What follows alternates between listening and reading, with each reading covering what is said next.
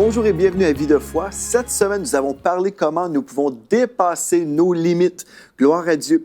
Il y a plusieurs chrétiens qui savent que Dieu les appelle à vivre des grandes choses. Ils rêvent et puis ils veulent vivre la gloire de Dieu dans leur vie. Ça, c'est merveilleux. Mais il y a plusieurs chrétiens aussi qui sont frustrés, découragés et puis ils tournent en rond. Ils sont limités, ils ne savent pas, en fait, qu'ils sont vraiment dans une boîte, qu'ils sont dans une sorte de clôture, en fait. Ils sont là, ils tournent en rond, ils veulent progresser, ils vont exercer un peu d'effort, et puis ils vont faire des choses à droite, à gauche, peut-être essayer même de manipuler des gens. Bref, ils sont frustrés. Peut-être c'est vous aujourd'hui. Vous êtes peut-être un chrétien découragé aussi. Bien, ce qui est merveilleux cette semaine, nous avons vu comment nous pouvons dépasser nos limites. Si vous êtes limité aujourd'hui, vous sentez que vous êtes limité, vous pouvez apprendre à dépasser vos limites en revenant à la parole de Dieu, comme on a fait toute cette semaine. Si vous dites « Ah, j'ai raté toutes les émissions », bien heureusement, les archives sont disponibles sur emcitv.com, donc emcitv.com, et puis vous pourrez en fait écouter toutes les émissions. Nous avons vu 5 choses. Bien, en fait, nous sommes rendus à notre 5e chose aujourd'hui qu'on va voir, notre 5e sujet. La première émission, on a parlé comment on doit prêter attention à nos influences et à nos conversations. On a passé vraiment beaucoup de temps dans la première et dans la deuxième émission. Donc, notre attention doit vraiment être dirigée vers qui sont nos influences spirituelles véritablement? Est-ce qu'on a des amis qui nous dirigent à prendre des détours dans notre vie spirituelle? Par exemple, sommes-nous influencés par des raisonnements humains qui ne sont pas divins? Est-ce que nous entraînons des conversations qui nous éloignent de la volonté de Dieu, qui créent des murailles spirituelles entre nous et les personnes que Dieu avait en réserve pour notre vie? Là aussi, on a passé du temps dans notre deuxième émission en parlant des blocages spirituels. Nous avons vu qu'il y a plusieurs types de blocages spirituels, entre autres l'orgueil, la comparaison, les jugements. Bon, ça, c'est des choses que vous dites « Ah, je connais tout ça ». Mais en fait, j'ai pris vraiment le temps de vous illustrer comment cela se produit constamment dans la vie des chrétiens.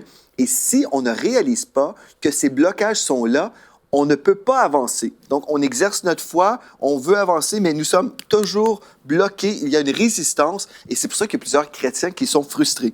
Dans notre troisième émission, on a parlé comment on peut sortir de nos limites actuelles. Donc, on a parlé encore de blocage. Donc, dans cette troisième émission, on a passé encore du temps à décortiquer les choses. Et je crois que vous pourrez vraiment grandir en redécouvrant ces émissions-là, même si vous les avez déjà vues.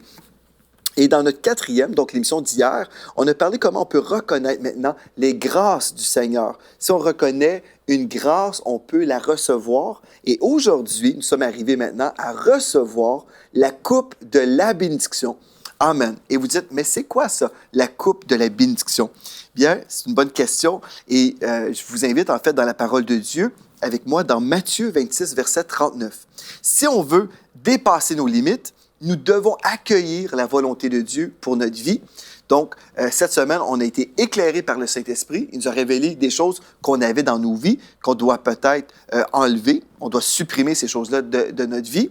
Et ensuite, ce qu'on veut faire, c'est pas juste enlever les mauvaises choses, on veut recevoir la bonne chose de Dieu. Et cette chose-là, c'est la révélation de la bénédiction, la coupe de la bénédiction.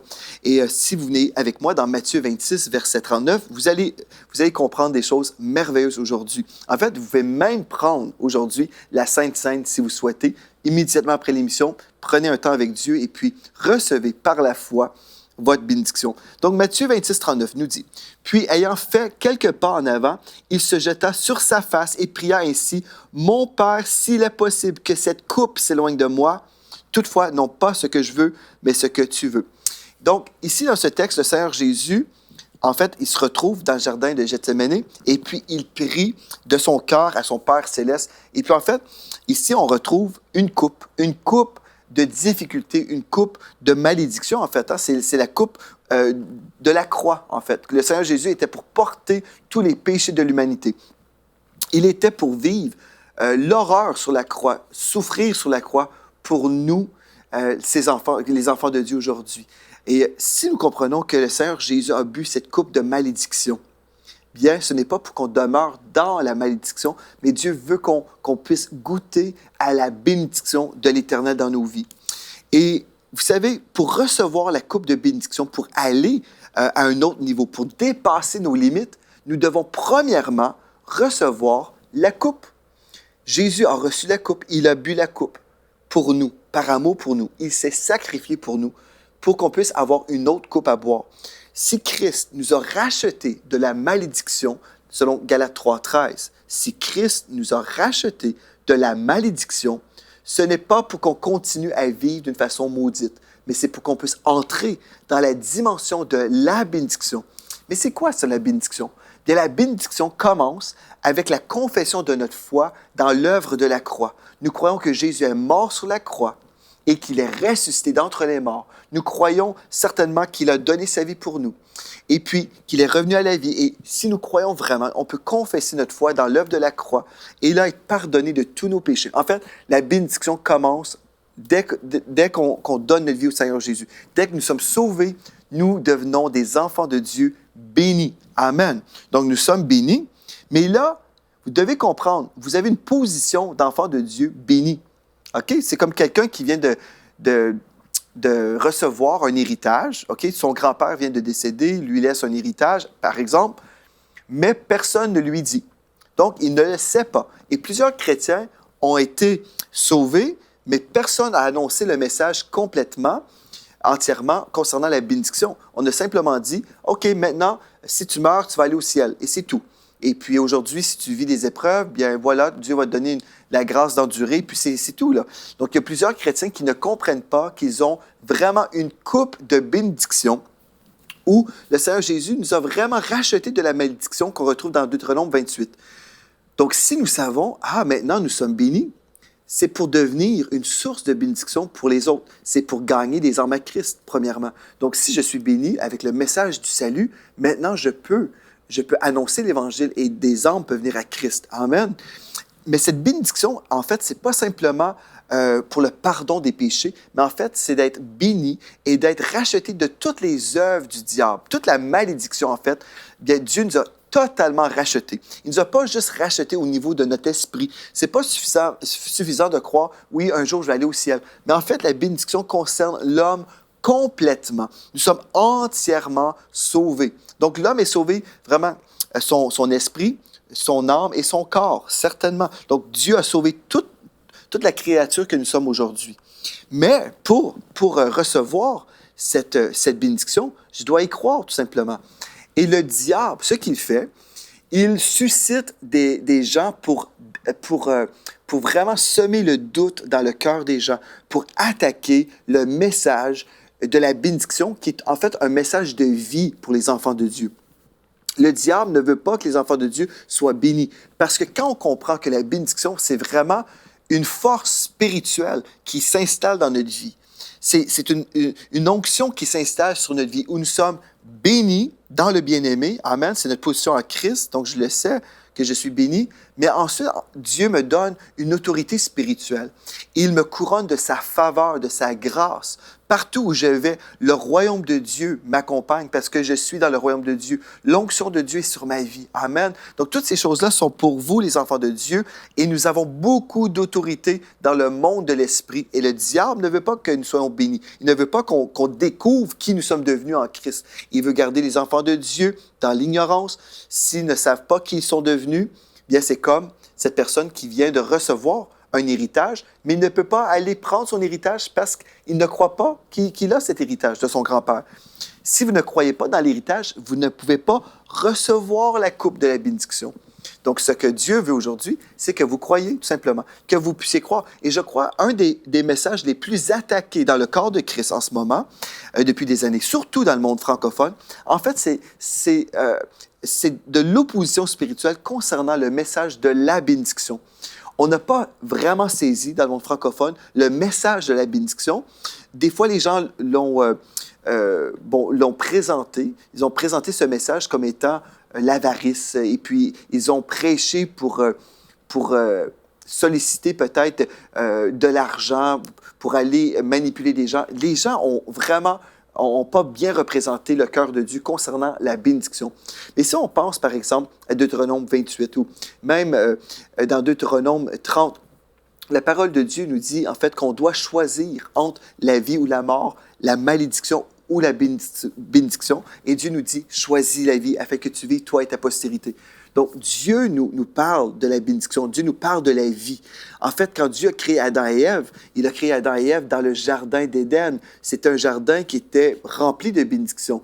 Ce jardin-là n'avait pas d'hôpitaux. Hein? Adam n'allait pas voir son médecin pour avoir une opération, par exemple. Non, parce que Dieu a placé Adam et Ève dans un jardin qui était selon le cœur de Dieu, où il n'y avait rien de manquant, rien de brisé. On parle ici du shalom de Dieu. Donc, Dieu a créé le jardin d'Éden, il a placé Adam et Ève dans ce jardin, et puis son cœur, pour eux, c'était qu'ils puissent être bien dans leur relation avec Dieu. Et malheureusement, ils ont chuté, ils ont choisi le chemin du diable, en fait, en se rebellant contre Dieu. Et puis, ils ont vécu vraiment une perte terrible. La Bible nous dit que tous ont péché, ils sont privés de la gloire de Dieu. Donc, à ce moment-là, Adam et Ève, qui étaient revêtus de la gloire de Dieu, bien d'un seul coup, lorsqu'ils ont péché, la gloire est disparue. Ils ont reconnu qu'ils étaient nus. Et puis, ben, vous connaissez le restant de l'histoire. Les guerres, les souffrances qu'on voit dans notre monde, c'est vraiment à partir de ce moment-là où tout a été gâté à cause du péché. Mais dans le cœur de Dieu, Dieu a toujours voulu que l'être humain soit bien. Et Dieu n'a jamais voulu que les êtres humains souffrent des maladies, qu'ils n'aient pas de quoi manger. Dieu n'a jamais voulu ces choses-là. C'est le diable qui a voulu ces choses-là. Et Dieu, par amour, nous a tellement aimés qu'il a envoyé son Fils Jésus, qui était dans la gloire, dans la gloire céleste. Et puis Christ a tout quitté. Il est venu vivre sur cette terre. Et puis il a donné sa vie, en fait, une vie parfaite, sans péché, sans tache. Il a donné sa vie pour qu'on soit pardonné de tous nos péchés et pour qu'on soit réconcilié avec Dieu. Et à cause de cette réconciliation, on peut entrer aussi dans une dimension tellement merveilleuse, une dimension bénie, où nous sommes adoptés dans la famille royale de Dieu. Donc, nous faisons partie de la famille de Dieu, sauvés en route vers le ciel, mais aussi dans la bénédiction de Dieu, la bénédiction qui avait été perdue dans le Jardin d'Éden. Christ nous a rachetés, il nous a redonné cette bénédiction, nous, les enfants de Dieu. Mais là, on doit recevoir cette bénédiction. Et vous dites, mais comment faire? Bien, on ne doit pas croire les discours des gens dans la tradition qui disent non, non, non, non à la bénédiction. Il ne faut pas entendre parler de la bénédiction parce que c'est juste les gens avares ou les gens qui sont immatures, spirituellement immatures ou qui sont centrés sur leur nombril. Ces gens-là veulent juste prêcher un message qui est doux et facile. Je vais vous dire, l'un des messages les plus difficiles à prêcher dans le monde francophone, c'est le message de la bénédiction, parce que les gens ont été conditionnés à rejeter la bénédiction. Les chrétiens ont été conditionnés à croire qu'on ne devrait pas entendre parler de la bénédiction, parce qu'en fait, c'est charnel d'entretenir des conversations sur la bénédiction ou même d'entendre des prédications sur la bénédiction. Mais pourtant, si vous lisez le sermon sur la montagne du Seigneur Jésus, il a commencé en parlant de bénédiction. Il dit, en fait, même si bénis sont les pauvres, en fait, en français, on lit le mot heureux. C'est le mot heureux qui est d'habitude dans les traductions francophones. Par exemple, dans la version Louis II, vous allez retrouver le mot heureux. Mais en fait, quand vous étudiez, surtout dans les Bibles anglophones, vous verrez que c'est le mot blessed ou béni est l'homme. Béni est l'homme. Constamment dans ce texte-là que vous retrouverez le sermon sur la montagne, vous allez voir que Jésus prêchait constamment sur la bénédiction. C'est vraiment une chose qui revenait. Si nous sommes pauvres en esprit, si nous réalisons que nous avons besoin de Dieu, que nous sommes dans une faillite spirituelle sans Dieu, bien, nous serons bénis. C'est ça le message du Seigneur Jésus. Et en fait, ceux qui s'opposaient au message de la bénédiction, c'était les religieux à son époque. C'était les pharisiens, les scribes. Ces gens-là étaient contre la bénédiction. Donc, les religieux sont contre la bénédiction parce que les religieux sont inspirés par le royaume des ténèbres. Et Satan veut que l'Église soit maudite. Il veut qu'on ne connaisse pas notre héritage. Si on ne connaît pas notre héritage, on ne peut pas la saisir. Et si on saisit notre héritage, on peut commencer à gouverner dans le monde de l'esprit. On peut commencer à déclarer des choses. Et puis là, on est en train d'avancer dans les voies de Dieu. Le royaume de Dieu prend du territoire et le royaume des ténèbres doit reculer. Le diable n'aime pas ça. Donc, il veut garder les enfants de Dieu dans l'ignorance. La Bible dit, mon peuple est détruit faute de connaissance. Il veut nous garder dans l'ignorance. Mais si on découvre, on entend parler de la bénédiction. Ah bon? Ah bon? Est-ce que j'ai le droit d'être béni? Ah, là, vous allez avoir des gens qui vont vous dire non, non, non, non, ça, c'est pour les Américains. C'est les Américains qui prêchent ça. Je m'excuse, Jésus, il n'était pas un Américain. Non, Jésus n'était pas américain. Et pourtant, vous retrouverez le texte dans les évangiles que Jésus a prêché la bénédiction. Pourquoi? Parce que Jésus est mort sur la croix, pas pour qu'on demeure maudit, mais pour qu'on soit béni. Et le mot béni veut vraiment dire qu'on reçoit une puissance surnaturelle pour dominer dans ce monde, pour vivre les promesses de Dieu. On reprend notre héritage. Tout ce que Satan a volé à l'Église, on reprend dans le nom de Jésus. Ces choses-là nous appartiennent. La santé, la paix, la joie, l'harmonie, la santé divine, la provision de Dieu. Toutes les choses de Dieu, gloire à Dieu, sont pour nous. Les promesses de Dieu sont pour nous. Oui et amen. Alléluia. OK. Donc, maintenant, vous dites, je veux recevoir, Pasteur Joël, tu en as parlé, je veux recevoir la coupe de bénédiction. Mais qu'est-ce que je vais faire? Bien, je reconnais que le Seigneur Jésus a déjà pris, il a bu d'une coupe difficile, n'est-ce pas, à la croix.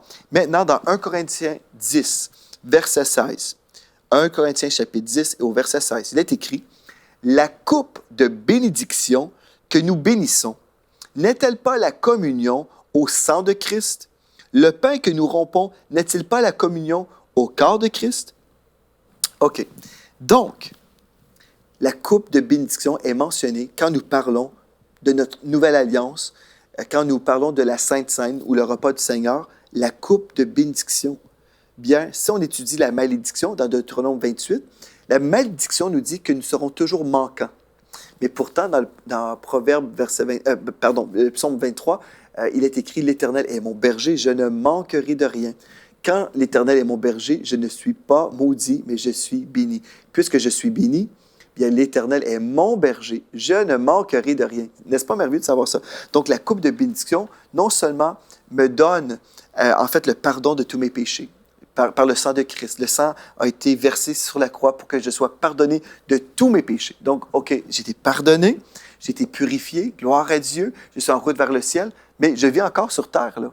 Et puisque je vis sur terre, la bénédiction, cette puissance surnaturelle doit être opérante dans ma vie. Donc, aujourd'hui, au lieu d'être tourmenté par la crainte, je vis dans la paix. Au lieu d'être dans la haine, je suis dans l'amour. Au lieu d'être triste, je suis dans la joie. Au lieu d'être malade, je peux recevoir ma guérison. Au lieu d'être pauvre, je peux recevoir la provision de Dieu. Pourquoi? À cause de l'œuvre de la croix.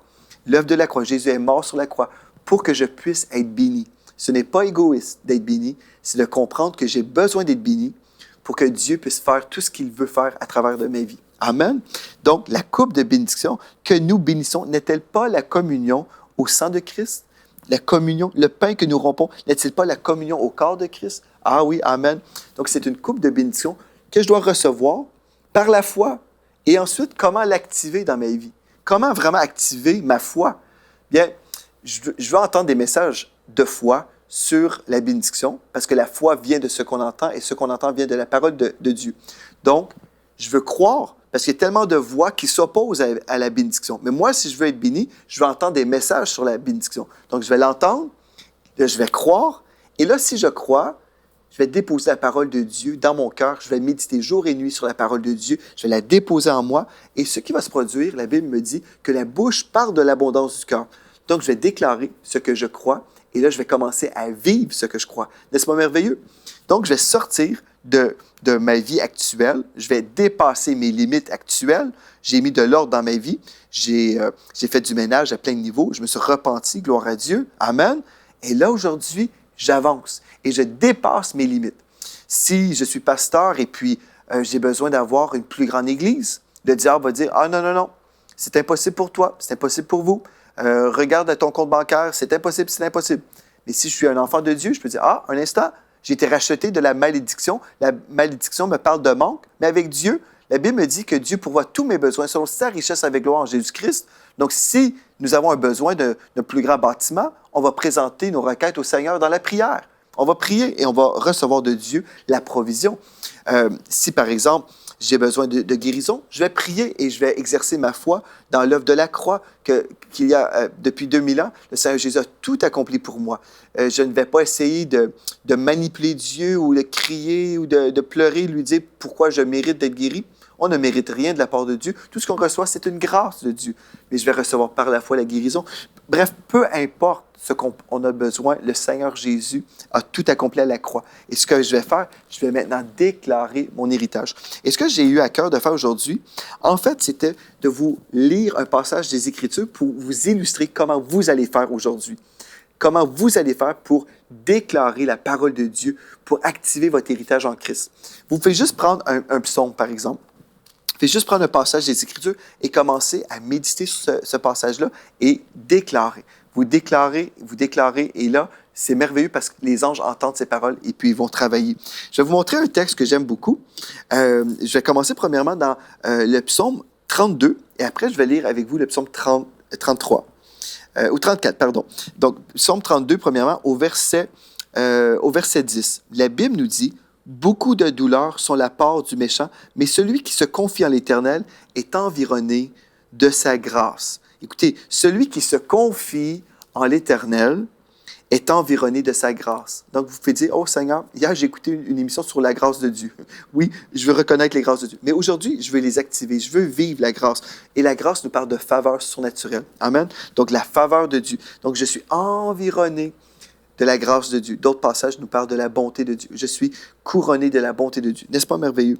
Juste, réjouissez-vous en l'Éternel et soyez dans l'allégresse ou dans la joie. Poussez des cris de joie, vous tous qui êtes droits de cœur. OK, maintenant, on va aller ensemble dans le psaume 34. Je vais vous donner vraiment ma façon de faire quand je médite sur la parole de Dieu. Je pourrais prendre 1 heure, mais je n'aurai pas le temps aujourd'hui. Mais je vais vous montrer comment vous allez faire. Parce que vous pouvez dire aujourd'hui, OK, bon, j'ai fait du ménage. Toutes les choses qui me limitaient, au nom de Jésus, je me suis repenti et puis j'ai tourné la page là-dessus. Mais là, vous devez savoir comment recevoir la bénédiction de Dieu dans votre vie pour aller à un autre niveau, pour vraiment sortir de vos limites. Vous devez prendre la parole de Dieu qui est vraiment votre arme. Donc, remarquez comment je vais faire et vous pourrez faire pareil. Le psaume 34, verset 2, « Je bénirai l'Éternel en tout temps, sa louange sera toujours dans ma bouche. » Pas les murmures, pas les critiques, pas le mépris. Non, mais sa louange sera toujours dans ma bouche. Que mon âme se glorifie en l'Éternel, que les malheureux écoutent et se réjouissent. Exaltez avec moi l'Éternel. Célébrons tous son nom. J'ai cherché l'Éternel et il m'a répondu. Il m'a délivré de toutes mes frayeurs. Peut-être vous êtes dans la crainte aujourd'hui, peut-être vous avez eu des craintes dans le passé. Vous pouvez dire, « Ah Seigneur, j'ai cherché ta face. Alléluia, et tu m'as délivré de toutes mes frayeurs. » Si le diable vous dit, « Mais c'est pas vrai, tu as toujours peur. » Non, vous continuez à le déclarer. « Seigneur, il est écrit. Tu m'as délivré de toutes mes frayeurs. » Alléluia, vous croyez ce que vous lisez. Quand on tourne vers lui les regards, on est rayonnant de joie et le visage ne se couvre pas de honte. Quand un malheureux crie, l'Éternel entend et il le sauve de toutes ses détresses. Peut-être vous êtes dans une situation difficile aujourd'hui. Faites dire, Seigneur, tu me délivres aujourd'hui. Un malheureux crie, l'Éternel entend. Seigneur, je te rends grâce parce que tu entends aujourd'hui mes prières. Tu entends ce que je suis en train de déclarer. Alléluia. Et là, la Bible dit, il le sauve de toutes ses détresses. Amen. Vous pouvez ouvrir votre cœur maintenant. Vous pouvez vraiment ouvrir votre cœur et dire, Seigneur, comme le pasteur Joël est en train de déclarer ces paroles, je vais accorder ma foi avec sa foi et je vais prier même. En fait, ce texte-là, c'est quelque chose que vous pouvez prier à la maison. Quand un malheureux crie, l'Éternel entend et le sauve de toutes ses détresses. L'ange de l'Éternel campe autour de ceux qui le craignent et il les arrache au danger. Sentez et voyez combien l'Éternel est bon. Heureux l'homme qui cherche en lui son refuge. Remarquez au verset 10. Craignez l'Éternel, vous tous ses saints, car rien ne manque à ceux qui le craignent. Rien ne manque. Croyez-vous cette parole aujourd'hui? Rien ne manque à ceux qui le craignent. Les lionceaux éprouvent la disette et la faim, mais ceux qui cherchent l'Éternel ne sont privés d'aucun bien. Alléluia! Venez mes fils, écoutez-moi. Je vous enseignerai la crainte de l'Éternel. Et juste ici, je veux arrêter quelques instants. Comme on lit ce texte-là, qui est un temps de méditation de la parole de Dieu dans les nations en ce moment, la malédiction nous dit en fait qu'on va toujours manquer quelque chose.